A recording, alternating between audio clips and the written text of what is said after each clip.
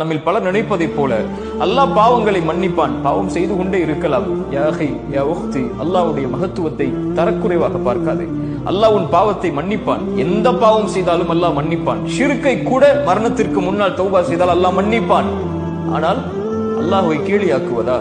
என்ன வேண்டுமானாலும் செய்து கொள்ளலாம், மன்னிப்பு கேட்கலாம், செய்வோம் மன்னிப்பு கேட்போம், செய்வோம் மன்னிப்பு கேட்போம். இது அல்ல தௌபா.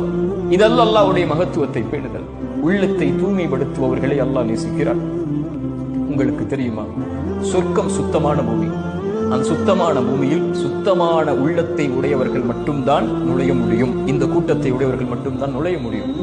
சொர்க்கத்தில் ஒரு புள்ளி, ஒரு கடுகளவு பாவம் உள்ளவன் கூட சொர்க்கத்தில் நுழைய முடியாது.